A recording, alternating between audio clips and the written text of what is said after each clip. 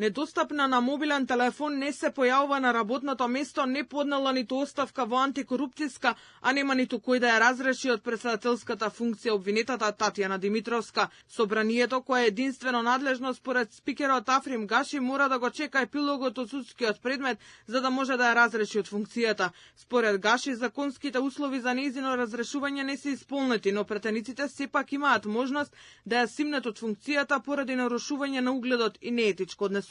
За разрешување комисијата за избори и именувања треба да донесе одлука, па тоа да се процесира на пленарна седница. Што и да одлучи комисијата, јас ќе го процесуирам во пленарна седница.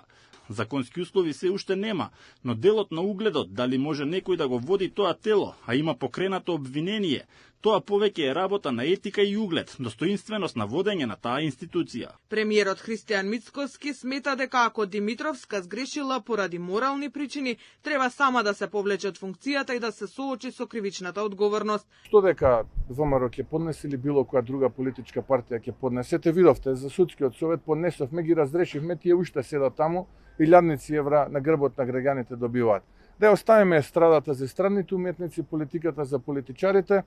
Постои морален чин на одговорност, ако чувствува некој треба да отстапи, да заврши со таа работа, а кривична, тука со обвинителствата, судовите, тие нека гонат доколку има кривична одговорност. А ние сега да правиме естрада, па во парламентот, па тоа ништо не значило според уставот и така натаму, веќе повеќе немаме намера да се занимаваме со такви работи. Денеска нејзините колеги членови во антикорупцијската комисија велат дека надлежноста за нејзино разрешување ја има единствено собранието, а оставката како морален чин е одлука и право на Димитровска, но не ја повикаа да го стори тоа.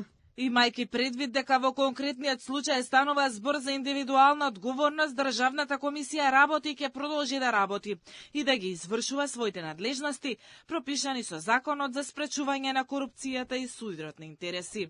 Сепак, во интерес на непречено работење и успешно остварување на целта и надлежностите на Државната комисија, цениме дека е исклучително важно Државната комисија да функционира во полн состав. Димитровска е под мерки од судот од крајот на априлот, кога беше осомничена за одавање службена тајна на екс-директорот на ТЕЦ Неготино Нибојша Стојановиќ. Со поднесеното обвинение се откри дека поранешен колега од Државниот завод за ревизија полагал во нејзино име за да добие сертификат за службена тајна. Во меѓувреме, додека траеше истрагата за Димитровска во обвинителството за гонење организиран криминал и корупција, се дозна дека со нејзин подпис биле отфрлени 2 пријави поврзани со работата на СМ. Првата пријава до антикорупцијска се однесувала за набавката за адитиви, за намалување на формирање на згура троска во котли при согорување на јаглен и било одбиена во јуни 2024. Втората пријава пак се однесувала за набавката која добила фирмата на службеничката во Македонски пошти Маја Јорданова, веќе обвинета во случајот адитив, и втората пријава по неколку месеци било отфрлена со оправдување дека обвинителството веќе постапувало по истиот случај.